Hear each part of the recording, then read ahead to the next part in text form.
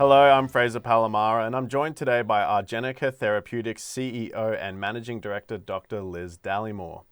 Liz, Argenica released the top-line results from the Phase 2 study of its ARG-007 drug designed to treat victims of ischemic stroke. What were the key objectives of the trial, and what did the results look like? Hi, Fraser. Thanks so much for having me. Yeah, look, the key objective of the trial was to determine the safety of ARG-007 in acute ischemic stroke patients with large vessel occlusions. So these are clots in large blood vessels in the brain and that were undergoing a standard of care procedure known as an endovascular thrombectomy, which is essentially the removal of that clot.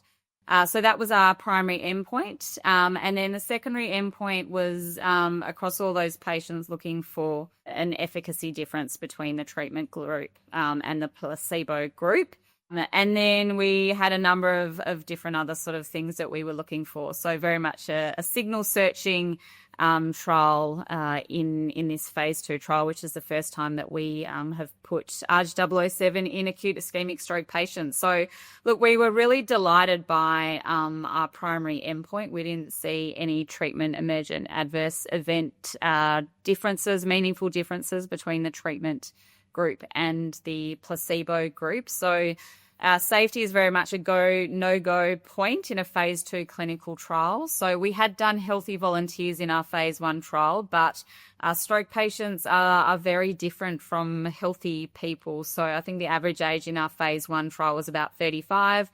The average age in our stroke trial was around 70. So quite different in terms of age, comorbidities, those sorts of things. So we really needed to work out, if the drug was safe. The other really pleasing part of the data that we saw was there was no drug-to-drug interaction with the clot-dissolving drug. So our drug did not appear to be impacting that clot-dissolving drug and vice versa. So that's really fantastic. And then, look, we were really pleased to see quite an important efficacy signal in a 15% infarct volume reduction in patients that are at the most at risk and have essentially the worst outcomes of acute ischemic stroke patients. So this was a predefined patient population that we saw. So look, really, really excited to see this. There's a lot of neuroprotection drugs that have gone into clinic that don't see signals of efficacy and have quite bad safety profiles. So we've done an absolutely exceptional job in ticking these boxes. So, as a company, we're really delighted and we're really excited to sort of see where the next stage of drug development in stroke patients is. So could you tell me more about the significance of those results, particularly those relating to the safety and efficacy, as you mentioned? Yeah, so as I said, safety really is the first hurdle that we need to get over. In neurology drug development, it's really important that, you have a really good safety profile of your drug.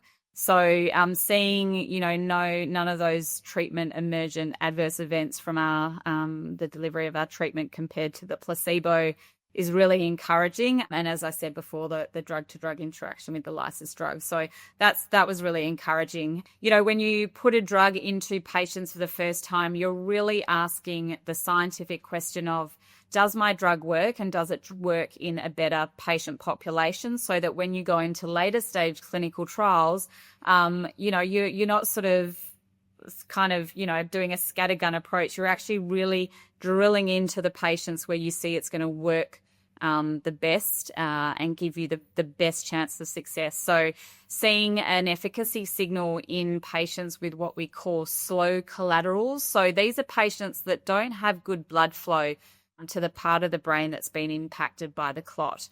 Patients that have really good collaterals and good blood flow to the brain often do really well. So because the brain's getting oxygen where it needs it, as opposed to patients that have slow collaterals, they do quite significantly worse. So the fact that our drug is showing a signal of efficacy in these most at-need high-risk patients is really, really quite exciting. So, and moving forward, it's something that will absolutely pique the interest of potential pharma partners.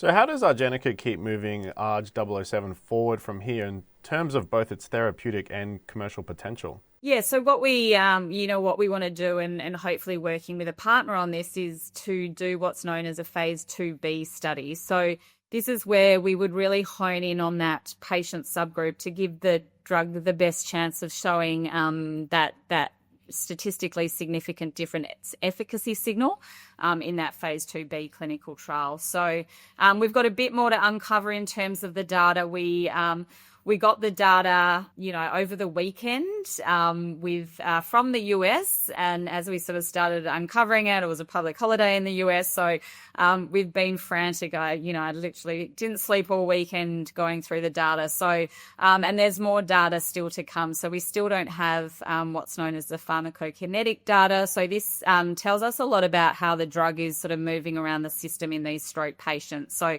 we'll compare that PK data with what we see in healthy people as well as all our other animal models, and we can really then hone in on, the dosing as well, and, have we got the sweet spot of dosing? And it's going to, uncover a huge amount of information. We still are working with a company out of the UK called Brainomix. They've got a FDA-approved AI diagnostic tool, which gives a lot more color around the imaging. So we'll see if we can gain any more information around the imaging across this trial as well. So yeah, we've only had that sort of top line data at the moment. Still lots more data to come, and that'll really inform the company's strategy moving forward as we see this really encouraging efficacy signal in these high risk patients. To wrap up, Liz, with the successful phase 2 trial now complete, what is the opportunity Argenica provides for investors as it moves into the next stage of development?